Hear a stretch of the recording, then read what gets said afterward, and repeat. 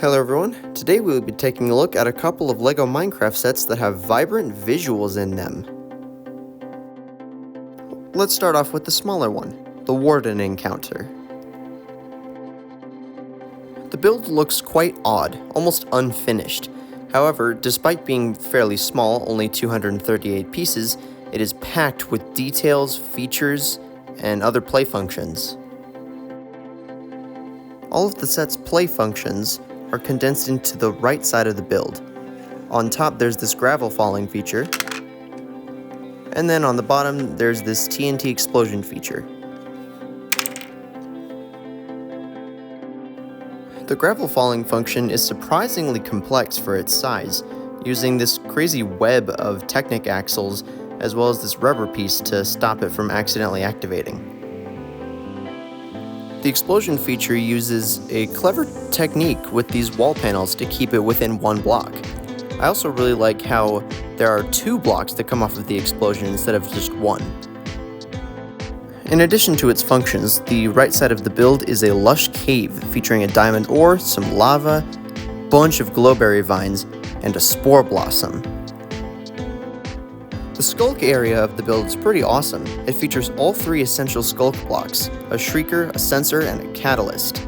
There's also a bunch of skulk veins, as well as two wool blocks, one of which is on a jumper plate. On the back side of the build, there's also an instant health potion, along with a barrel containing 2 snowballs and a golden carrot. There are 3 figures included in the set, the first of which is this chicken, which has open wings. The included player character is called the Silent Ranger. She's equipped with an enchanted crossbow, and her torso printing, as well as color scheme, honestly really remind me of, I think it was the Arbalest Knight from the original Deep Dark set. Here's a better look at the front torso print. The third and final figure included in this set is, of course, the Warden. He comes with 3 printed pieces on the front, the mouth and the chest, which reuses the same print. All in all, I think the prints are really nice looking. On his back, he even has some brick build details of this like spine or something. It's actually accurate to the in-game model, which I think is really cool. Additionally, this model has tons of articulation. The arms move, the head moves on ball joints, the ears also move, as well as the hip, which is on a Technic axle, and the legs, which are also on Technic axles. All in all, you can get this guy into some pretty cool poses, even some game accurate ones, which I think is awesome. The vibrant visuals portion of this build comes in the form of water and lava, clashing together to make this obsidian platform. The water uses a bunch of pieces we've seen before in transparent blue, a jumper plate, some slopes, and a transparent blue 2x4 plate. The lava, however, uses a newer piece, a large 6x8 transparent orange plate. I'll talk a little bit more about these large transparent plates at the end of the video. I think the Warden Encounter set overall is fantastic, despite the build being kinda odd. It's a great way to get the Warden and a whole bunch of other useful pieces for cheap. Now let's move on to the other vibrant visual set of 2025, the TNT Jungle House. I rather like the location of this set. It's a jungle bordering a beach, or maybe it's a desert, I have no idea. It's hard to tell. However, it is divided into 3 main sections.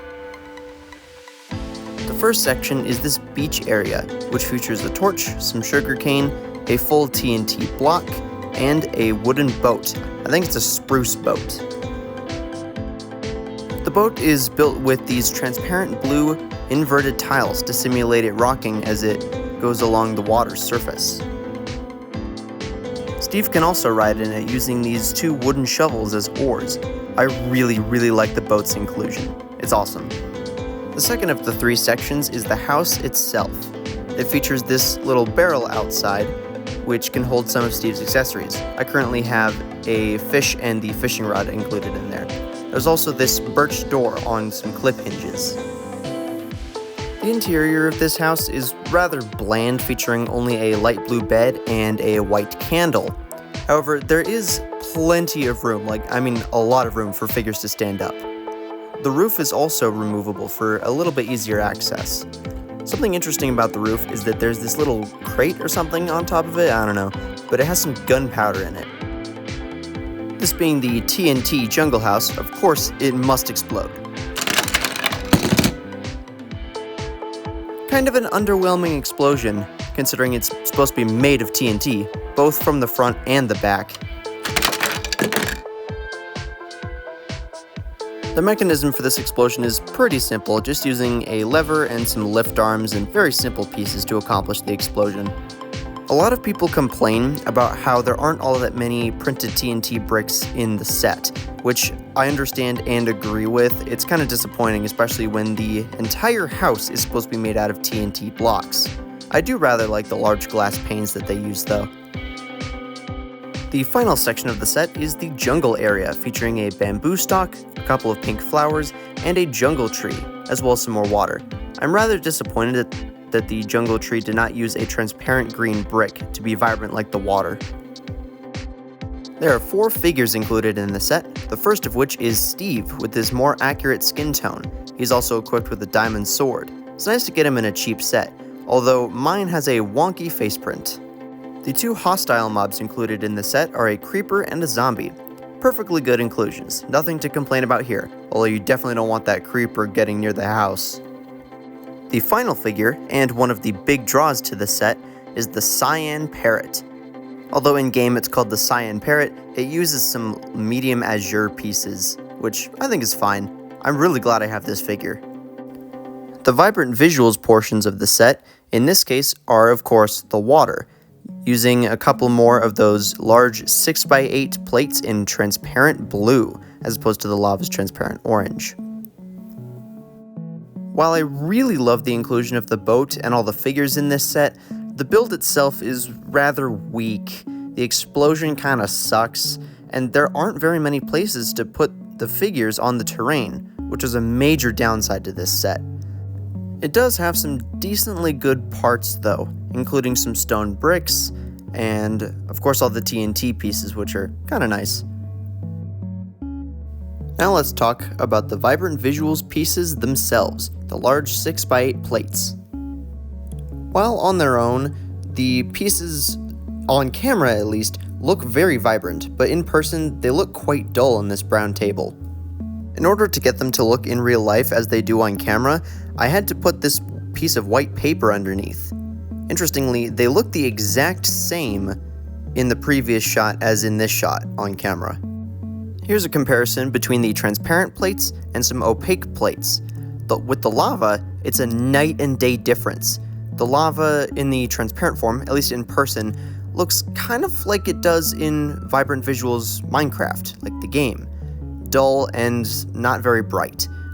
While the water actually looks transparent as it should. I really like how the transparent water plate looks, but not so much with the lava. In all honesty, I got both of these sets solely for the parts and the minifigures. Now I'm really glad I got them in terms of the minifigs, and frankly I am glad that I did try out the transparent plates, the vibrant visuals plates if you will, just to see how they are.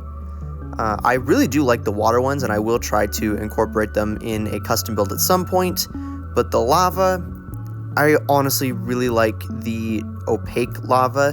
One, it's brighter and more vibrant in my opinion than the transparent one, and 2, it is opaque in game, so why wouldn't I use the opaque one in my customs? Also, I am aware that there is a new LEGO Minecraft Vibrant Visuals set, the Wither Battle. That one uses a mix of opaque and transparent plates for its lava, which is fine, I guess. I don't have that set, and I am not planning on getting that set, so unfortunately you will not see a review on it. But be sure to let me know what you think of it in the comments below. Also, definitely be sure to let me know what you think of the Vibrant Visuals plates in the comments below. I'm genuinely curious to hear your thoughts. Have a fantastic day, and I'll see you next time.